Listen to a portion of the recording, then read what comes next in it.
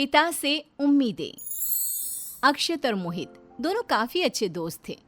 दोनों अपनी हर चीज, चाहे वो खिलौने हो या लंच बॉक्स, आपस में शेयर करते और हमेशा साथ में ही खेला करते थे। एक दिन दोनों मोहित के घर खेल रहे थे, तभी उसके पापा मोहित के लिए लैपटॉप लेकर आए। मोहित लैपटॉप देखकर बहुत खुश हुआ। देख, मेरे पापा कितने अच्छे हैं, मेरे लिए लैपटॉप लेकर आए हैं। अब मैं इस पर ही पढ़ाई करूंगा और गेम भी खेलूंगा। वाह, तेरा लैपटॉप दिखने में भी कितना खूबसूरत है। मुझे भी गेम खिलाएगा ना इसमें? ये कोई साधारण खिलौना नहीं है, लैपटॉप है लैपटॉप।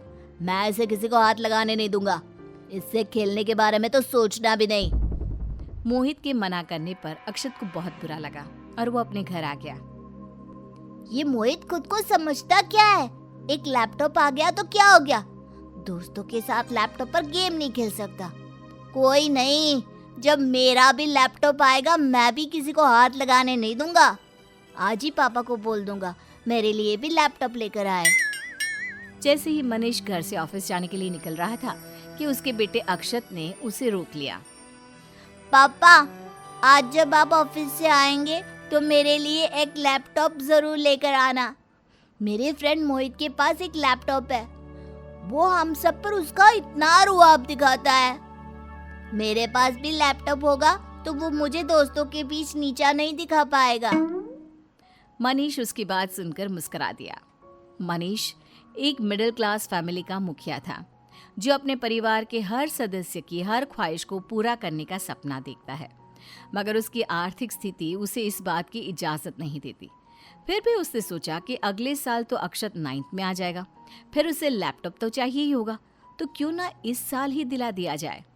कुछ पुरानी बचत और ऑफिस से 1 महीने की एडवांस सैलरी ले लूंगा तो अक्षत के लिए लैपटॉप आ जाएगा।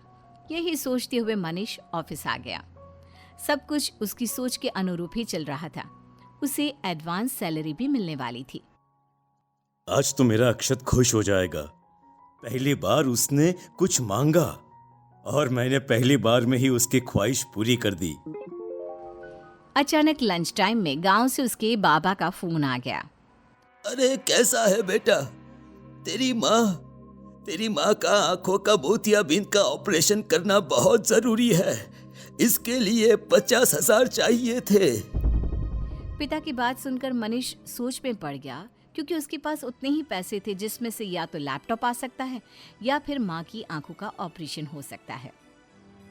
अरे बेटा, किस सोच में डूब गया है बेटा? पैसों का इंतजाम तो हो जाएगा ना? या कोई परेशानी तो नहीं? अरे नहीं बाबा, कोई परेशानी नहीं है, सब कुछ अच्छा है। मैं आज ही पैसे आपके अकाउंट में ट्रांसफर कर दूंगा। आप अच्छे डॉक्टर से माँ का इलाज करवाना, ठीक है? और यदि जरूरत लगे तो बता देना, मैं खुद आ जाऊंगा वहां पर। अरे नहीं बेटा, तुम वहां पर अपने घर और ऑफिस को संभालो। मैं यहाँ पर सब कुछ मैनेज कर लूंगा, ठीक है? अपना ख्याल रखना बेटा। मनीष ने जो पैसे अक्षत के लैपटॉप के लिए इकट्ठा किए थे, वो उसने तुरंत अपने पापा के अकाउंट में ट्रांसफर कर दिए। उसने सोचा कुछ दिनों के बाद अक्षय को लैपटॉप दिला दूंगा। इधर अक्षत नए लैपटॉप के सपने देख रहा था। ऑफिस से जब मनीष घर आया तो उसके हाथ में लैपटॉप नहीं था। मेरे लिए सरप्राइज है ना? कहाँ छुपा के रखा है आपने मेरा लैपटॉप? बताइए ना कहाँ है। तब मनीष ने उसे अपनी गोद में बिठाया और उसे प्यार करने लगा। अक्षत बेटा, तुम्हारे लैपटॉप से ज्यादा जरूरी दादी की आंख का ऑपरेशन था। लैपटॉप के पैसे मैंने तुम्हारे दादाजी को भेज दिए हैं। 3-4 महीने में मैं तुम्हें नया लैपटॉप लाकर दे दूंगा, ठीक है बेटा? आंखों का ही तो ऑपरेशन कराना था ना, कौन सी बड़ी आपत्ति? ऑपरेशन 2-3 महीने बाद भी तो हो जाता, मगर आप तो हमेशा ऐसा ही करते हैं। मेरी जरूरत से ज्यादा आप दूसरों की जरूरतों को पूरा करते हो। अब जब तक मेरा लैपटॉप नहीं आएगा मैं इस घर में वापस नहीं आऊंगा। अपनी जिद पूरी नहीं होने से नाराज अक्षत अपने घर से गुस्से में बाहर निकल गया। मनीष ने उसे रोकने की कोशिश की, फिर सोचा अभी नाराज है इसलिए चला गया है, अभी थोड़ी देर में चुपचाप आ जाएगा, फिर उसे समझा दूंगा। इधर अक्षय गुस्से में अपने घर से थोड़ा सा दूर चौराहे पर एक चाय की टपरी पर आकर बैठ गया और आने जाने वाली गाड़ियों को देखने लगा। थोड़ी दूरी पर एक बच्चा ट्रैफिक सिग्नल पर रुकने वाली गाड़ियों को साफ कर रहा था। लोग इसके लिए उसे पैसे भी दे रहे थे। उसने ध्यान से देखा तो वो बच्चा उसका क्लासमेट रवि था।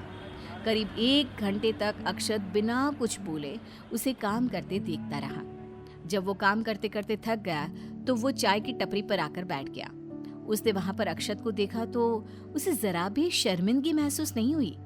उसने मुस्कुराकर उससे उसके हालचाल पूछे। रवि, तुम ये सब क्यों कर रहे हो? अभी हमारी उम्र नहीं है कि हम कोई काम करें, और वो भी इस तरह सड़क पर गाड़ियां साफ करने का काम कर रहे हो। काम करने की कोई उम्र नहीं होती। जिस उम्र से हम काम करने लगे वही सही उम्र होती है। स्कूल से आकर पढ़ाई करने के बाद जो समय बचता है उस समय में मैं यहाँ आकर काम करता हूँ। यहाँ पर मैं मेरी मर्जी से काम के घंटे तय कर सकता हूँ। किसी और जगह यदि काम करता तो शायद स्कूल भी नहीं जा पाता। मगर ये सब क्यों? क्या तुम्हारे घर पर पता है कि तुम ये सब काम करते हो? अक्षय की बात सुनकर रवि थोड़ा सा घबरा गया और इधर उधर देखने लगा। मेरे घर पर किसी को पता नहीं है, और प्लीज तुम भी किसी को ये बात मत बताना। दरअसल मेरे पापा चाहते हैं कि मैं उनकी तरह मेहनत मजदूरी ना करूं, बल्कि पढ़ लिख कर अफसर बन जाऊं। मगर मैं अच्छी तरह से जानता हूं मेरे पापा मेरी ज़रूरतों को पूरा करने के लिए किसी भी हद तक जा सकते हैं। अगले साल हम लोगों को पढ़ाई के लिए लैपटॉप चाहिए होगा। यदि मैंने पापा से मांगा तो वो मेरी ख्वाहिश पूरी करने के लिए 10 घंटे की जगह 20 घंटे काम करेंगे और मेरे लिए लैपटॉप ला कर देंगे। मगर मैं नहीं चाहता कि वो और परेशान हो। यहाँ पर सिग्नल पर काम करते रोज 150-200 कमा लेता हूँ। पिछले 2 साल से काम करते हुए तकरीबन 30-40 हज़ार जोड़ लिए हैं। कुछ दिन और काम करके लैपटॉप भी ले लूँगा। इस तरह मेरे लैपटॉप के लिए पापा भी परेशान नहीं होंगे। मैं उनको और बर्डन नहीं देना चाहता हूँ। उन पर वैसे ही घर की बहुत सारी जिम्मेदारियां हैं। चल, बहुत देर हो गई बातें करते करते। 1 घंटे यहाँ पर और काम करके वापस घर भी जाना है। पापा के आने का टाइम हो जाएगा ना। रवि की बात सुनकर अक्षत की आंखें खुल गई। उसे अपने व्यवहार पर पछतावा होने लगा। कैसे थोड़ी देर पहले लैपटॉप के लिए उसने अपने पापा को कितनी बातें सुनाई थी। उसके पापा भी तो सबकी जरूरतों को पूरा करने के लिए दिन रात मेहनत करते हैं। वो तुरंत अपने घर पहुंचा। अक्षत को अपने घर से निकले बहुत देर हो गई थी। वो घर नहीं पहुंचा था तो मनीष उसे दूर दूर तक ढूंढने चला गया था। अक्षत को देखकर मनीष खुश हो गया। अरे, तू आ गया बेटा। बेटा, आई एम सॉरी, मुझे माफ कर दे बेटा। मैं तेरी इतनी सी ख्वाहिश भी पूरी नहीं कर सकता, मगर मुझे 1 महीने का समय दे दे बेटा। मैं ओवर टाइम करूंगा। हो सकेगा तो सुबह जल्दी किसी कोचिंग सेंटर में काम देख लूंगा। कैसे भी कर कर मैं तेरा लैपटॉप लेके आ जाऊंगा। मैं तेरे लैपटॉप के लिए पैसा जमा करूंगा, मगर अगले महीने तक तुझे लैपटॉप लाकर दे दूंगा मैं। प्रॉमिस बेटा। पापा, आप वर्ल्ड के बेस्ट पापा हो। अच्छा, मुझे अभी लैपटॉप नहीं चाहिए। मैं पढ़ाई में और ज़्यादा मेहनत करूँगा। हमारे स्कूल में क्लास से टॉप करने वाले बच्चों को स्कूल की तरफ से लैपटॉप मिलता है। आपका बेटा वो लैपटॉप लेकर ही आएगा। और अब मुझे समझ में आ गया है आप परिवार के लिए कितनी मेहनत करते हो। मुझसे भी जितना हो सकेगा आपके काम में मदद करूँगा पापा। अक्षत मनीष के गले लग गया।